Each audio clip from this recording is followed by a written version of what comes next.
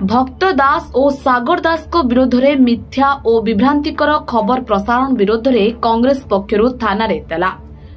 प्रदेश Congress committee सभापति भक्तचरण दास और तांको पुत्र तथा भवानीपाटना विधायक सागर दास को विरोध में नुआपड़ा उपनिर्वाचन समय टंका जबत घटना को नहीं कांग्रेस दल और दलर राज्य सभापति को बदनाम करने उद्देश्य रे मिथ्या और विभ्रांतिकर खबर प्रसारण विरोध में खबर प्रसारण करथिबा चैनल और मुख्य संपादक नाम करंजिया थाना रे एतला देले कांग्रेस पश्चिम मयूरभंज जिला सभापति भुवन बिहारी साहू और पीसीसी संपादक लक्ष्मीधर सिंह। करंजिया ब्लॉक सभापति निर्मल सेठी, युव नेता जाकिर हुसैन समेत अन्य नेता और कार्यकर्ता माने उपस्थित थिले। मयूरभंज करंजिया जितेंद्र राज का रिपोर्ट, ड्रीम्स राइडर न्यूज। चतुर्थ स्तंभ भाव में मीडिया को कह जाए विगत किछि दिन हला आमे देखुचु फोकस प्लस जो वेब चैनल ता तरफ डेलीवरेटली गोटे वेस्टेड इंटरेस्ट रखिकी आम दलर मान्यवर राज्य सभापति श्रीजुक्त भक्तचरण दास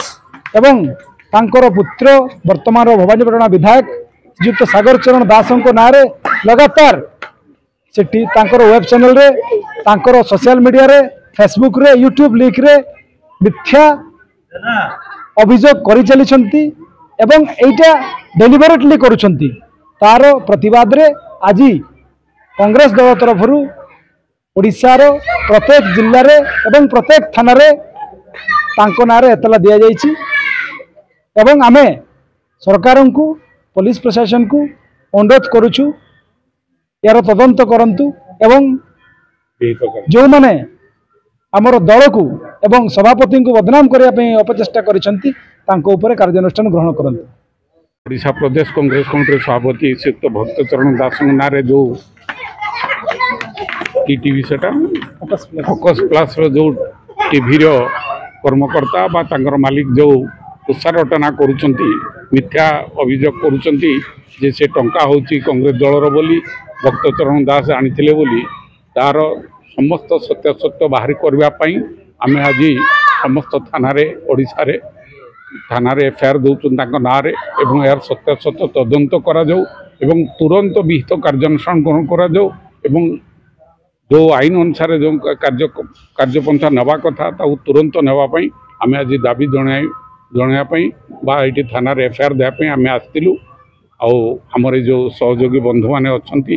समस्त मिसिक आज आम थाना एफआईआर देचु। आज ओडिशार सबु जिले में ये सब कार्यक्रम नियाई।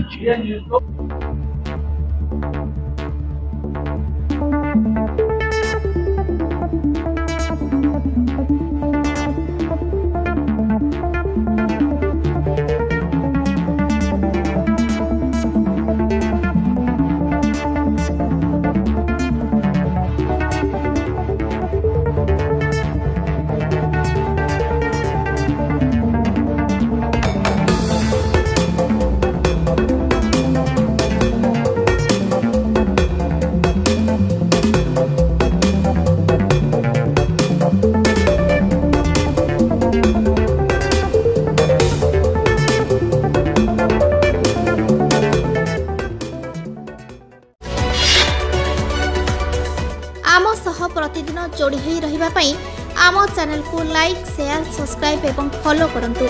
ड्रीम्स राइडर सबु समय रे आपन को सेवा रे।